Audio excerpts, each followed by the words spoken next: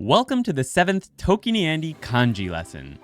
Today we're going to cover the meaning, building blocks, writing, historical evolution where applicable, and a story to memorize each of the following kanji. Today there are no new parts to learn, which is part of why this is one of the few lessons in which we'll learn 6 new kanji instead of 5.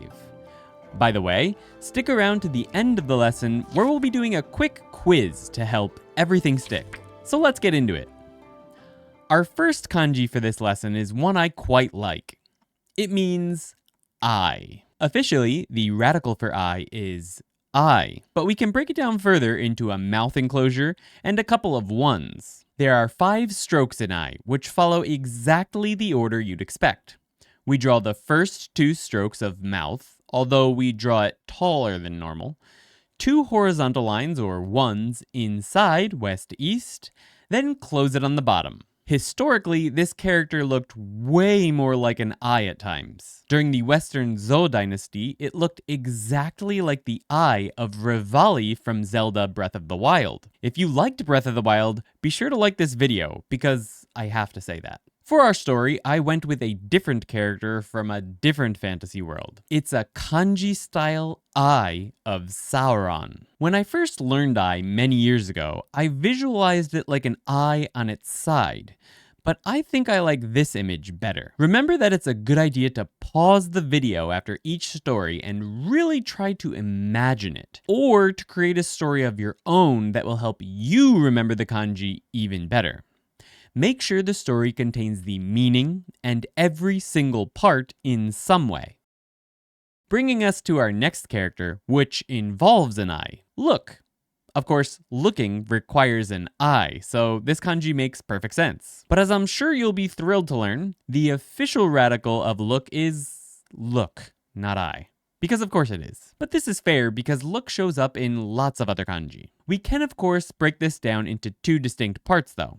Namely eye and person's legs. There are 7 strokes in look, and they're written exactly as you'd expect. We draw the eye first,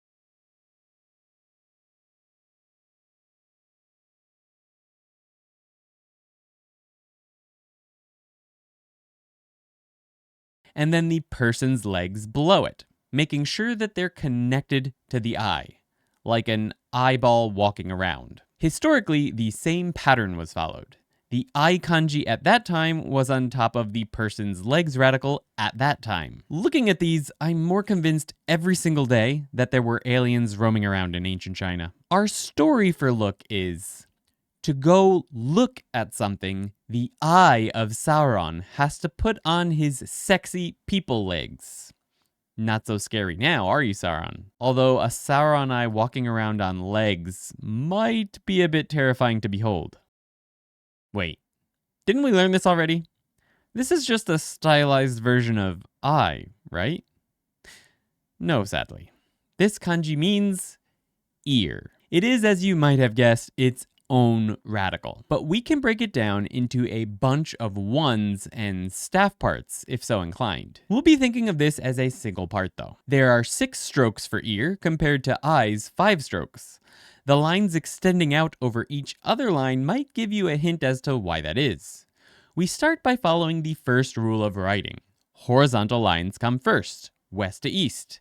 So we draw that first horizontal line, followed by the first vertical line, north to south. Then we draw the next 3 lines. I would have expected 2 lines and then the final vertical line and the closing bottom line. But in school, kids learn that the 3 horizontal lines come first, with the final vertical line being drawn last. Historically, as seems to be a pattern for pictographic images, this kanji looked much more like an actual ear. But as time went on, it lost more and more of its character until we got this. Our story will continue with the pictographic nature of the characters we've learned so far today. The eye of Sauron doesn't have regular ears.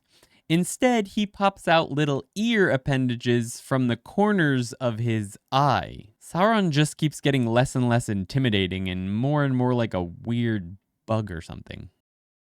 Bringing us to another character that I quite like, but that is very weird when you try to get into the details.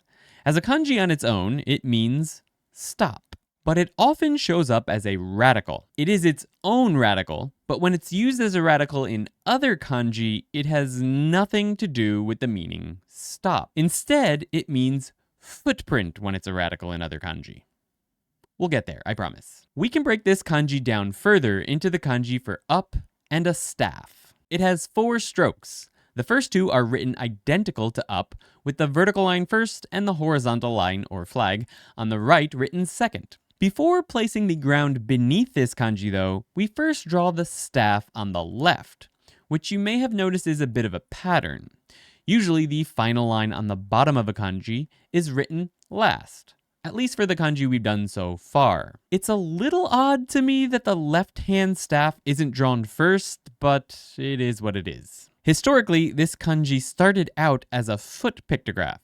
It then morphed into weirder and weirder feet, aliens, until we got a sort of cactus-looking thing.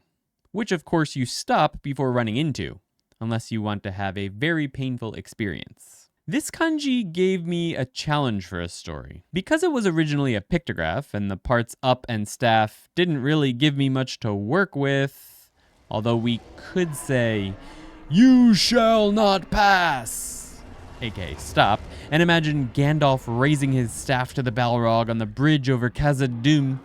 Okay, nerdiest spilling over.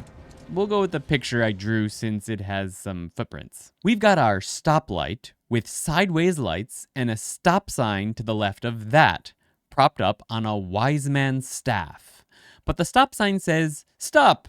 There are footprints!" instead of just stop. By the way, in Japan, a lot of time stoplights are these sideways stoplights. Also, think of archaeological footprint fossils that you're not supposed to step on.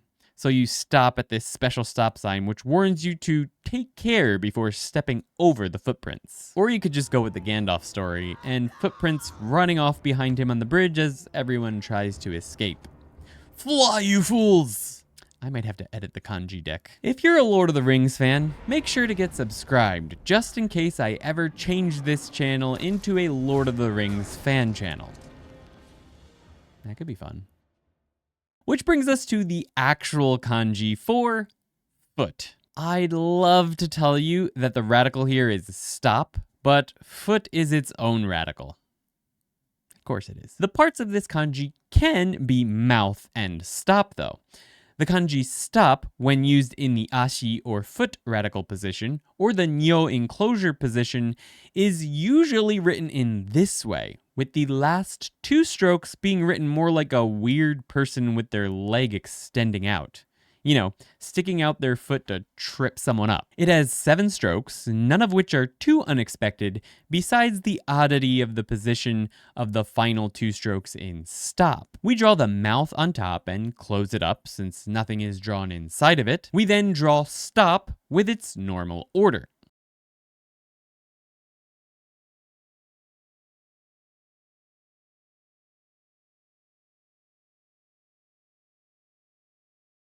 Historically, this looked like a foot, but eventually morphed into what it is now, which is not anything like a foot. Our story is a mouth character leaving 3 footprints and saying 1 foot, 2 foot, 3 foot.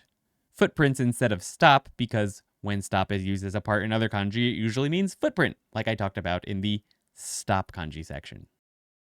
Bringing us to correct. The correct official radical for correct is stop, thankfully, and we can break it down into the parts 1 and stop. As a fun side note, this kanji is used in the same way that we use tally lines in English. So when people are tallying up points or numbers or whatever, they'll write this kanji 1 stroke at a time, and the kanji itself counts as 5. Just like our 4 lines with a line through it in America. That probably gives you the hint that there are 5 strokes incorrect, with the 1 being drawn first on top, and stop being drawn beneath it. You may wish to yell at me for saying that the final 2 strokes of stop are written weird when it's in the foot or nyo enclosure position, but I would not consider this usage of stop to be in either the foot or nyo position.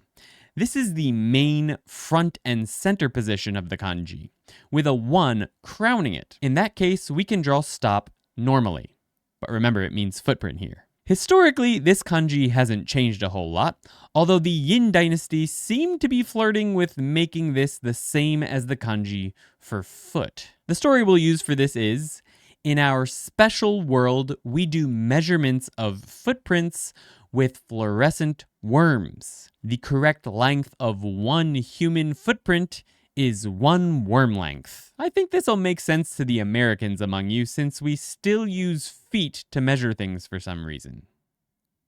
Anyway, that brings us to the Lesson 7 quiz. In this section of the video, I'll show you a flashcard with the English meaning for a kanji. Pause the video when we show each card and try to remember how to write that kanji. Next, write it on your hand with your finger or on a piece of paper. Then press play and see if you were right. The best way to remember kanji you just learned is to search your memory for the story we taught you, or the one you made based on the English word on the flashcard. Our first word is I.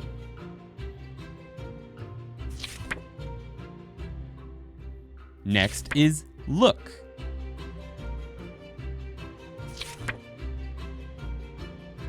Just a few more. Here's ear.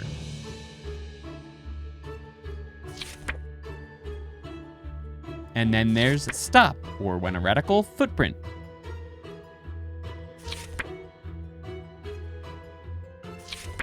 Next is foot.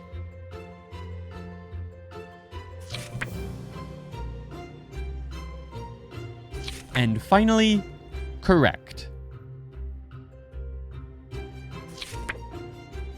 Let us know how many you got right down in the comments. You can learn the next 5 kanji by clicking here, if the video is already out. If you don't want to wait, you can continue learning with our Level 1 Kanji Flashcard deck for ANKI on ToKiniAndy.com.